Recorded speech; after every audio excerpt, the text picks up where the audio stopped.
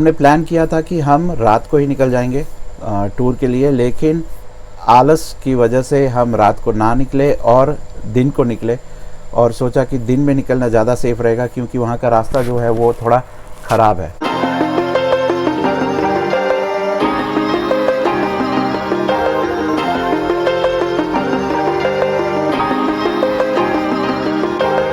हम अहमदाबाद से निकले वाया बड़ौदा, सूरत और वलसाड़ से होते हुए फिर पेंट से जो रास्ता जाता है नासिक की तरफ, वो रास्ते से हम निकले थे।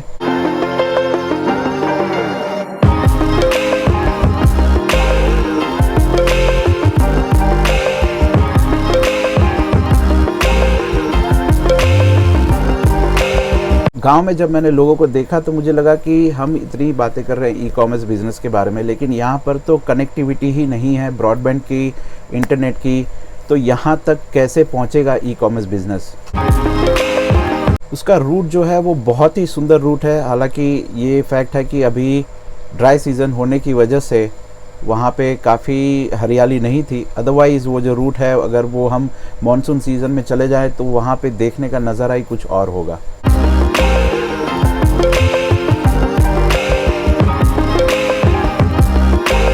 एक बात बहुत ही शॉकिंग लगी, हालांकि आप सबने एक्सपीरियंस किया होगा, जहाँ तक हम गुजरात बॉर्डर में थे, वो हाईवे से जब उतरते हैं पेंट की तरफ जाते हैं तो वो रास्ता जो था वो इतना ख़राब था कि मैं आपको एक्सप्लेन भी नहीं कर सकता। और जैसे ही हम महाराष्ट्र के बॉर्डर में एंटर किए तो वहाँ पे रास्ता एकदम मक्खन की तरह था। तो आपको पता है ये क्यों होता है?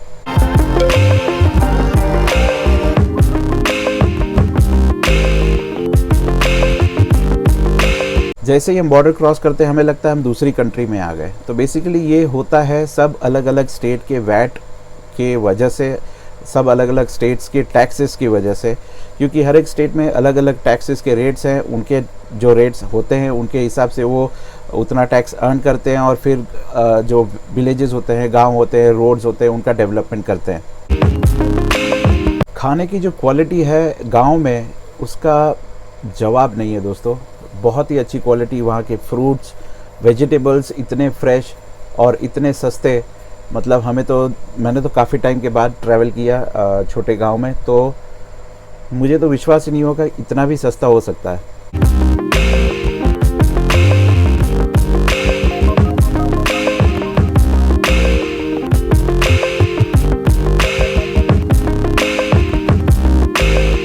और इसी से हम रिलेट करेंगे, जो हम प्रोडक्ट की वैल्यू डिसाइड करते हैं, जो रिटेल प्राइस होती है वो सारी इससे कनेक्टेड होती है। जो प्रोडक्ट्स हम लो प्राइस में मैन्युफैक्चर करते हैं, लेट्स टेक एन एग्जांपल कि जो फ्रूट्स हैं जो मैंने बहुत ही कम रेट में ख़रीदे एक गांव से, वो जब सिटी में पहुंचता है तो उसका रेट कम से कम 2 गुना या 3 गुना हो जाता है। तो वो क्यों होता है? बेसिकली ट्रांसपोर्टेशन और बीच में जो मीडिएटर्स होते हैं उनका पैसा सब मिला जुला के वो करीबन 2 से 3 गुना हो जाता है। फॉर एग्ज़ाम्पल अंगूर की बात करूं मैं नासिक में, तो वहाँ पे 30 रुपये या 40 रुपये किलो वाले भी अंगूर थे, जो अभी मैं अहमदाबाद में ख़रीदने जाऊंगा तो ऑलमोस्ट डबल है।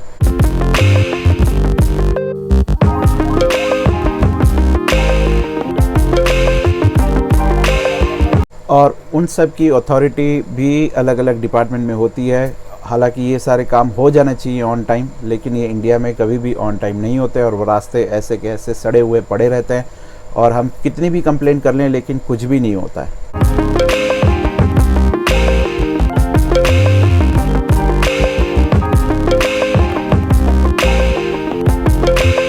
जैसे हम नासिक पहुँचे तो वहाँ का सिटी बहुत ही क्लीन था और बहुत अच्छा लगा मुझे देख के, इतना लो traffic.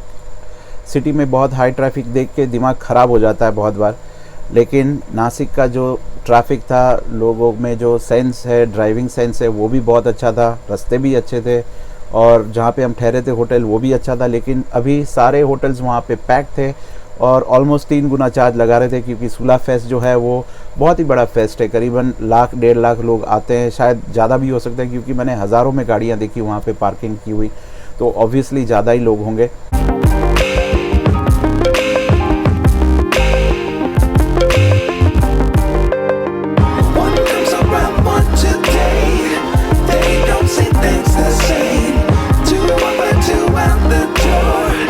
Then you have magic. One comes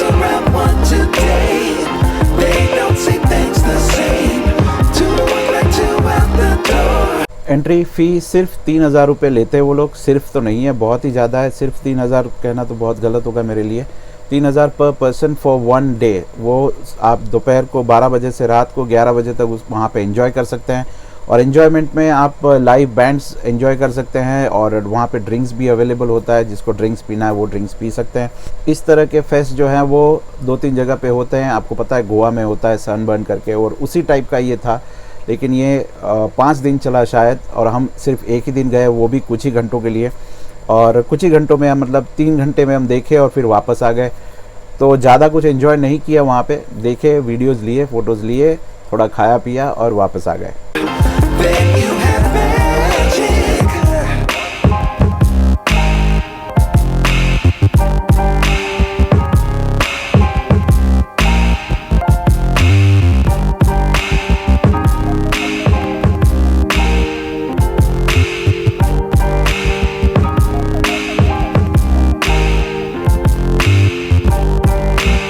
दूसरी चीज़ मैंने जो नोटिस की, वो तो हर जगह करते ही हैं हम, जो वहाँ पे अल्कोहल सर्व किया जा रहा था या खाना दिया जा रहा था, उसमें प्राइसेस आप देखेंगे तो करीबन 500% तक ज़्यादा चार्ज वहाँ पे लगाया गया था। अभी यही चीज़ अगर हम ऑनलाइन बिज़नेस में करें कि कोई भी प्रोडक्ट की एक मैक्सिमम रिटेल प्राइस होती है, उस पर अगर हम 1 रुपया भी ज़्यादा बढ़ा दें तो बहुत बड़ी बवाल हो जाती है। और यहाँ पे इस जगह पे लाखों लोग हैं जो ड्रिंक्स ले रहे हैं, खाना खा रहे हैं और पैसे दे रहे हैं। हमने भी दिया, लेकिन कोई ऐसा नहीं पूछता कि आपने यहाँ पे ज़्यादा चार्ज क्यों लगा दिया। वो खुशी खुशी पैसे दे देते हैं, क्योंकि वो एंटरटेनमेंट रिलेटेड है और एक इम्प्रेशन जमाने की बात है। वहाँ पे एटीट्यूड का भी सवाल आता है। तो ये एक डिफरेंस है हमारी कंट्री में। अगर ऐसी जगह पे चले जाइए तो पैसे लोग उड़ाते हैं, और ई कॉमर्स बिज़नेस हो या रिटेल बिज़नेस हो तो वहाँ पे 5 रुपये के लिए भी आधा घंटा लोग दिमाग खाते हैं।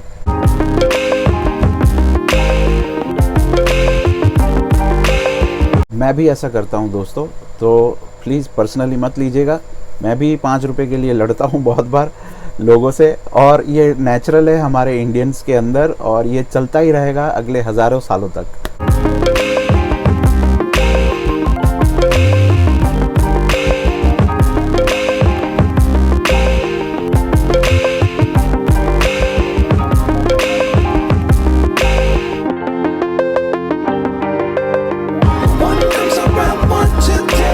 वहाँ पे काफ़ी सारे स्टोर्स भी थे जहाँ पे एक्सेसरीज़ मिल रही थी, अपैरल्स मिल रहे थे, और लेडीज़ के रिलेटेड बहुत सारे प्रोडक्ट्स थे वहाँ पे, क्योंकि उनको स्पेशली ऐसी चीज़ें अगर दिख जाएं, please don't take it personally, तो उनको एक अट्रैक्शन होता है वो प्रोडक्ट्स के ऊपर। जेंट्स को जनरली नहीं होता है, क्योंकि वो खाने पीने में बहुत मस्त रहते हैं, और लेडीज़ को दिख जाए तो फिर उनका एक बार कॉन्सेंट्रेशन वहाँ पे जाता है, और कुछ ना कुछ तो लेते ही हैं। ऑब्वियसली मेरी बीवी ने भी लिया, और साथ में जो भी थे उन्होंने भी लिया।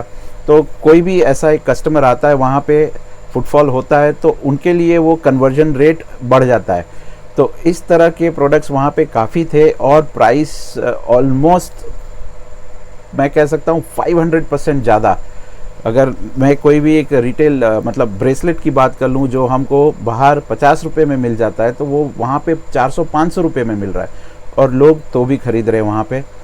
तो ये एक समझने वाली बात है, सोचने वाली बात है हमारे लिए कि ऐसा क्यों हो रहा है ऐसी जगहों पे। और बाहर निकलते ही लोगों का जो पर्सनालिटी है, वो एटीट्यूड है, वो कैसे बदल जाता है।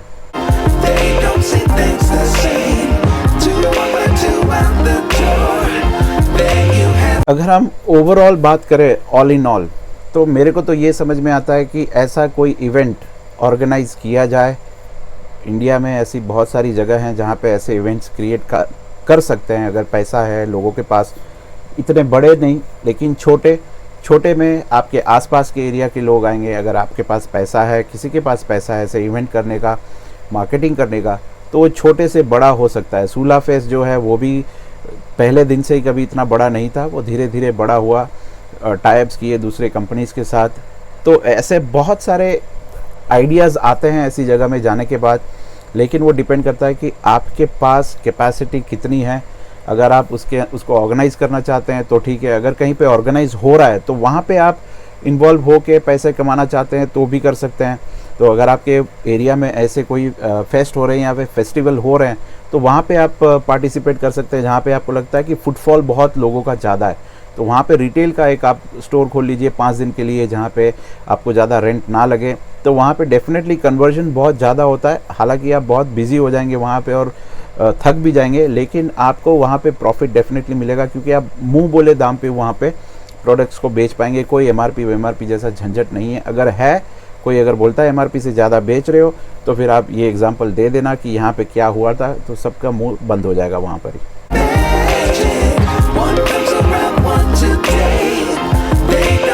वहाँ पे एक ड्रिंक्स थी 600 रुपये की, और यहाँ पे टमाटर 10 रुपये में 2 किलो।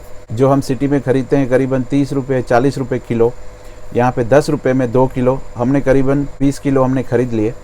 और जो वो लेडी थी जो टमाटर बेच रही थी, उनको हमने पूछा कि आप रोज़ के कितने टमाटर बेच लेते हो, तो उन्होंने बोला कि 15-20 किलो हम आराम से बेच लेते हैं। और काफ़ी हंसते हंसते बोला उन्होंने। तो अंदर से एक फीलिंग आई कि 15-20 किलो टमाटर ही सिर्फ बेच के उनको इतनी अच्छी फीलिंग आ रही है, तो हमको क्यों ऐसी फीलिंग नहीं आ रही है?